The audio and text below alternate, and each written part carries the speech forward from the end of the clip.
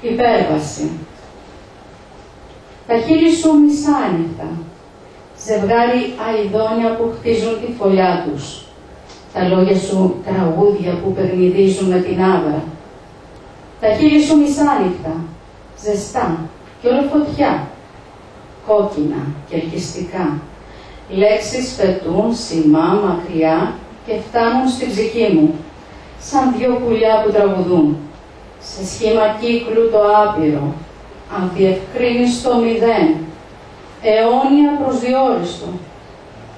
Και αυτό η υποταγή, και αυτό η διαταγή, και αυτό ο οργασμός, και αυτό ο έρωτας, και αυτό είσαι εσύ.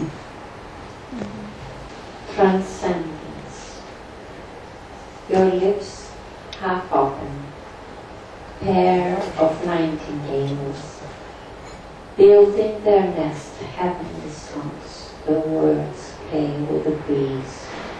Your lips half open, warm fiery, red and alluring, words that fly close and far, to reach my soul, like two birds that sing on the contour-shaped infinity, obscure and vague circle, forever and interminable.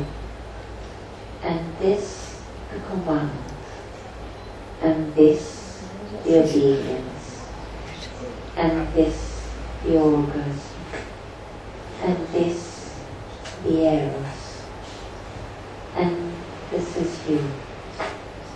Wow.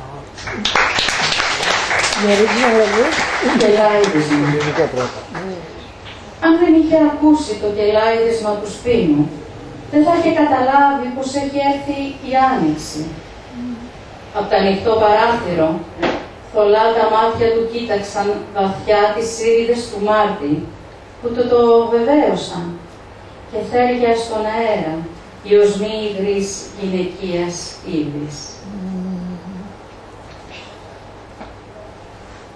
Finch's song. If it wasn't for the finch's song, he wouldn't know spring has arrived.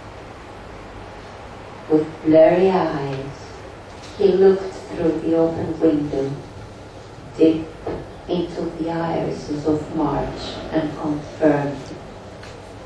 And in the air at the area, the scent of the woman's wet mouth. Secret, the great happiness we wish to find in the mysticism of the olive grove.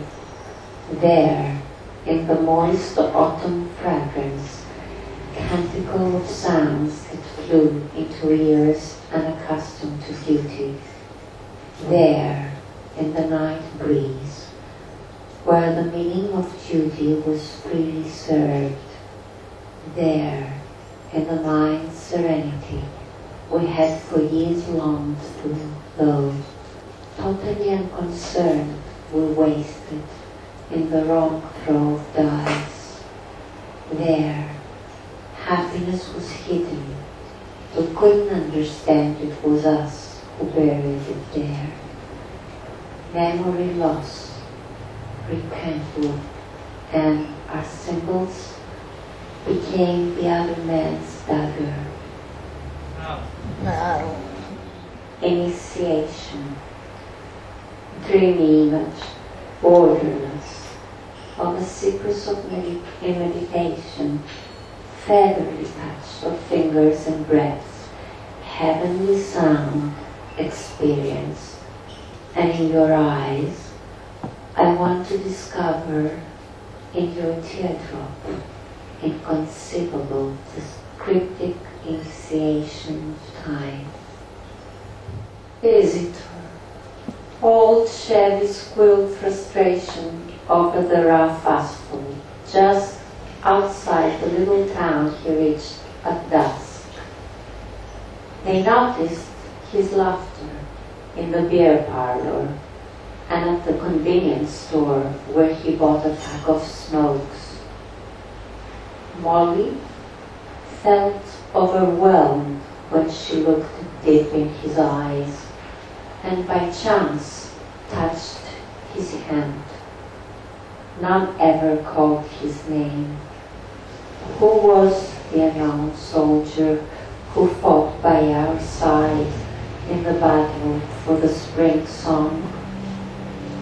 Futility recommenced human history, an accomplished travesty, when the next day of his way out of town, a door slammed behind him, and they found him fallen in the middle of the street.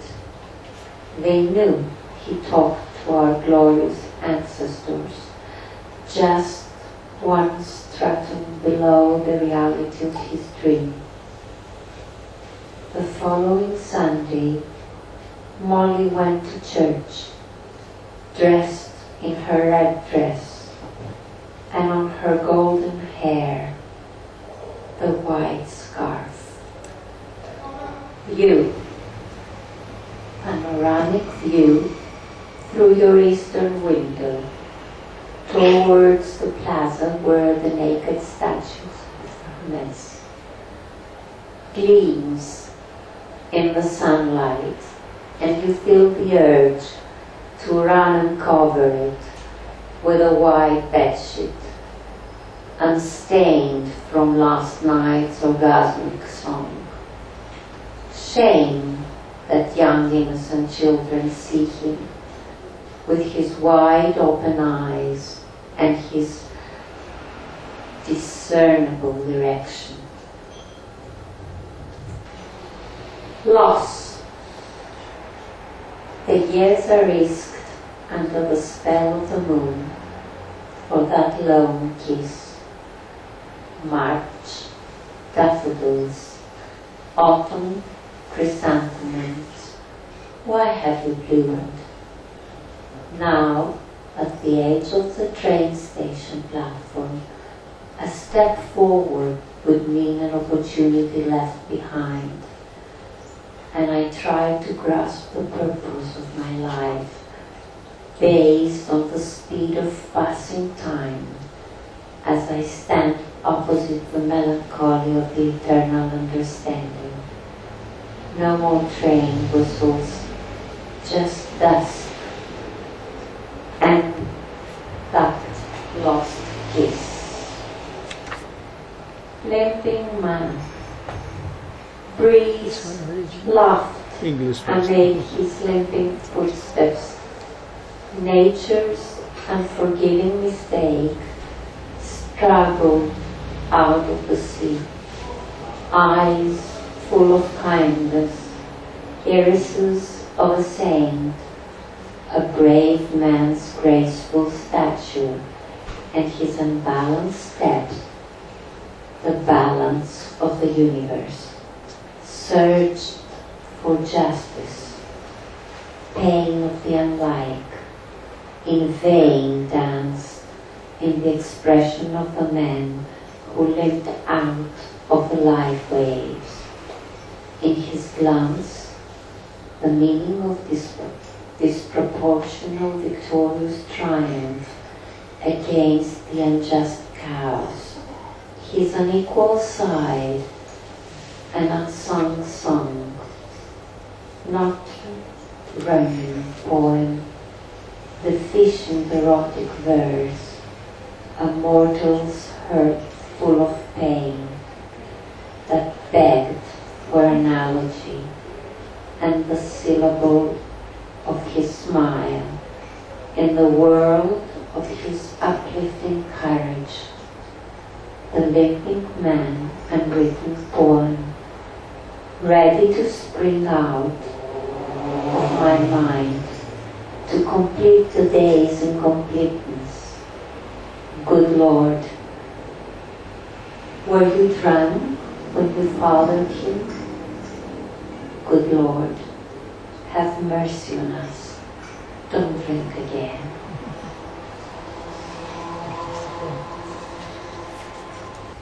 Years of hunger. I had only one childhood, onto which I entrusted the tenderness of my mother's kiss, her soft hand over my scraped knee, the Sunday clothes always ironed, smell of sea from the open window, before everything was flooded under dim city lights. My home and the awful I took one way or another to someday sit comfortably at the big table of the satiated.